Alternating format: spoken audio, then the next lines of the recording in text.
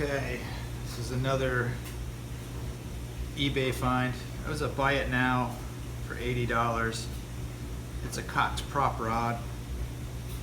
I thought it'd be fun to have, but I looked at a lot of prop rods on eBay. There's another version called the Shrike, which has a longer canopy and wheel fairings. And they didn't have the gear required to run it, you know, the tether and the harnesses. There have been people on eBay in the past that sell the bridle parts, but this one was interesting to me because it did have all that stuff. It has a little I don't know if this is from the original running kit, but it's a pretty nicely engineered attach point for an anchor, and it had this, you know, wire. I don't know if this is correctly oriented or if it's the right dimensions, but somebody went to the trouble of making this and it was included with the car, so that appealed to me, even though I probably paid a few dollars more for this car. You know, it wasn't the right price.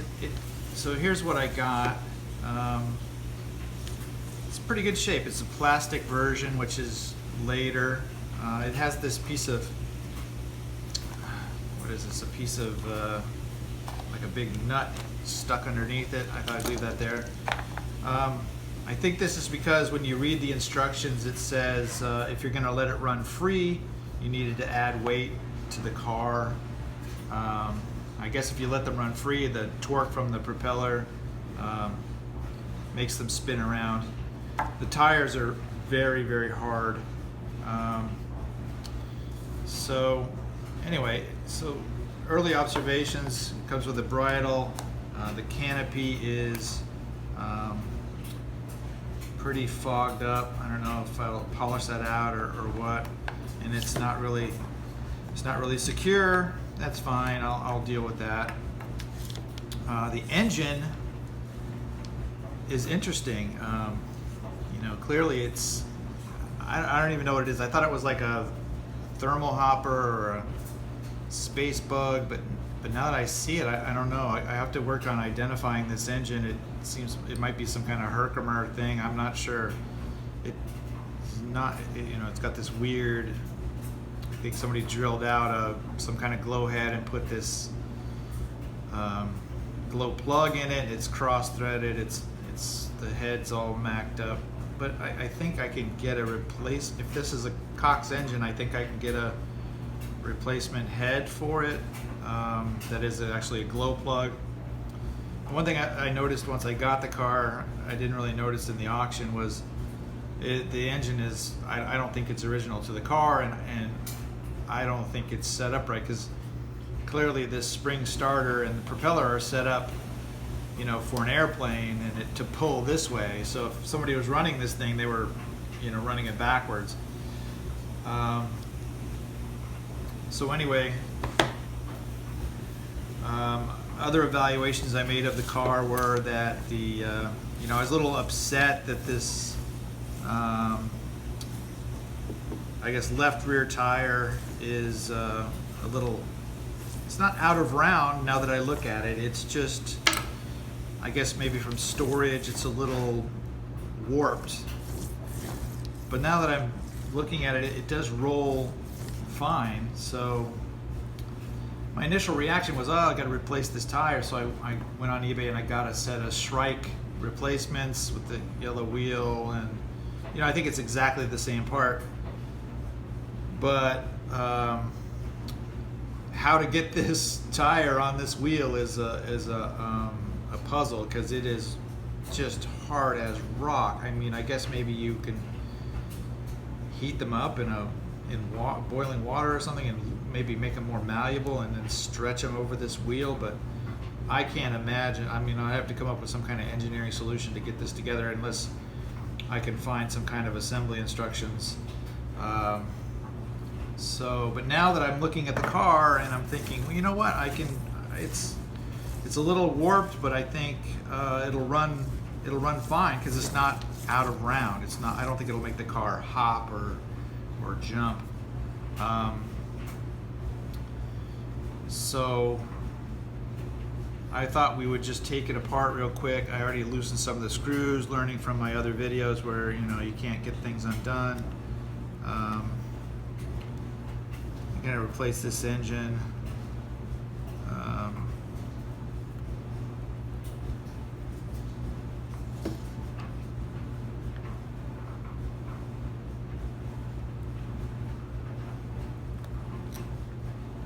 And these screws are long. Interesting.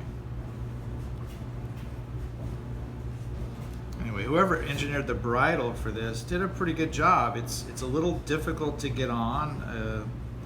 It came out of the box halfway off, and they've engineered these little hooks so you thread it through those holes, and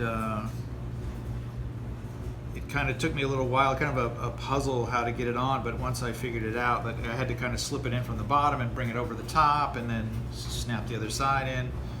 It was pretty interesting, but it is actually pretty well engineered, and I really like the anchor point for the center. I'm thinking about getting some actual light steel cable, probably from Brodak or somebody, to make a bridle. The instructions say run it on a 7-foot line and with a 10-pound weight in the middle. So I did buy a 10-pound barbell weight from Target, and I have a design in my head to make up like a wooden platform to hold the center point. So I will put some rubber feet on it so it doesn't slide around. The car is really very, very light. I wonder if they went to the plastic version to cheapen. The original prop rods were metal on the bottom. They go a little bit more expensive. This is kind of, I guess it would kind of be a version 2 that's plastic. I wonder if they went to plastic to not just to cheapen it, but to lighten it, because I imagine, once an aluminum bodied prop rod gets rocking and rolling on that cable, it might start pulling the weight around. I mean, I don't know how much heavier the aluminum bodied one is, but I think it's got to be a little bit heavier. Another thing that made this a winner is clearly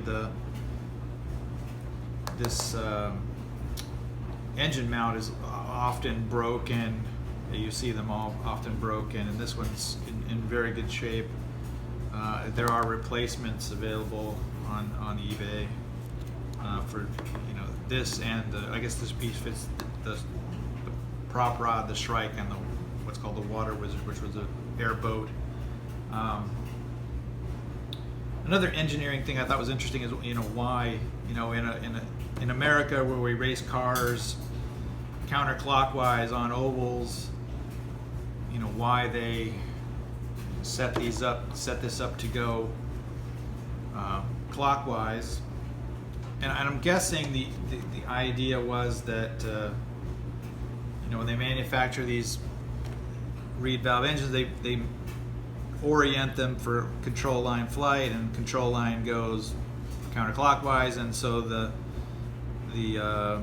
maybe see if my logic is working here. Yes, it is, because the fuel pickup, they orient the fuel pickup inside these tanks on the lower right side, so when the plane's going around, the fuel goes to the centrifugal force forces the fuel over to the pickup. And if you don't want to have to reorient things for the car that you're putting the airplane engine on backwards, then you just leave it be and run the car the other direction, and therefore everything works. So this is an engine I got. It's like a Cox Stunt 049. I got in another auction, which I'll talk about later, which was for 2 planes and 2 engines. Well, one plane had an engine, one plane didn't have an engine, and then there was these 2 engines that came. And it's a beautiful engine. It doesn't look hardly used at all, if at all. The needle valve is bent, but it still functions, so I'm not going to bother to change it. You know, simply because I don't know anything about this engine and if it would run. It's got like it looks very Cox-like, but I don't know. I'll have to go. I thought I knew what it was, and now I'm thinking I don't know what it is, so I'll have to look that up. Anyway, so I'm going to put this one on there, but I'm going to reorient the cylinder to lay over. I see a lot of them that have it upside down. Wow, maybe I could even have this won't go that way. Anyway, yeah, I don't think I can do the needle valve without getting my hands in the prop. So yeah, it'll have to be this way. I'll probably lay the engine over 90 degrees instead of completely upside down, because I just think getting the glow clip on the bottom, you know, it'd probably be better this way. So I'll change the orientation of the engine, and that'll be cool. And I have a snap starter for going reverse, so that goes on here. I got that from Cox International, new old stock. And I also got, I don't know, I came up with some other ones from auctions. Anyway, I'll put that together. So I just want to open it up and see how it looks inside. I don't know, I don't think it's going to be anything big, exciting, but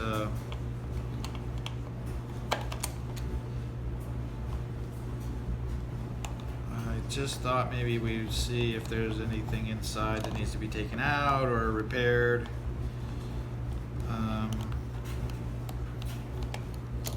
So when I was a kid, I never had one of these. I don't know anybody that had one. I didn't know that many kids that had Cox planes, one or two. But I did observe a couple of kids running one at my local schoolyard. One kid had a dune buggy, a Cox dune buggy, a purple dune buggy that he would start up and run at like an idle, you know, in a circle, and he was like petrified that it was going to hit something and get scratched, and so he just, you know, just in a circle. But the kid with the Shrike was, he was all in, you know, and the Shrike that I saw was green. It had a bridle kit, I guess, but I guess the concept at that time was that they give you this long nail that you hammered into the pavement, which he did. And he, you know, set the needle valve on that thing and let it go, and it was a blur, literally a blur, and it ran up on two wheels, you know.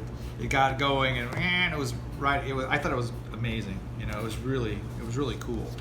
So, you know, I watched him run that thing a few times. The kid with the dune buggy was a complete bore, you know. I was like, come on, let it go, you know, throttle it up. And he's, no, I don't want to hurt it. So, yeah. The only other kid I knew with a Cox plane was my friend John, who had a Miss America, and I guess the Miss America had crashed on the first go and busted the nose off, and his dad was like an engineer, so he built like this metal bracket to hold the engine on, and his, you know, grumpy father would let him fly it on, like, I don't know, it looked like about 5 feet of line. So John would spin around and like, you know, like he was a blur. It was quite amazing. But yeah, so this is not that exciting. Inside of a prop rod is just a couple axles. You can see the wheels are held on by E-clips. There's a little, yeah, there's a little, wow, that's actually it's not stamped, it's like a machined hubcap deal there.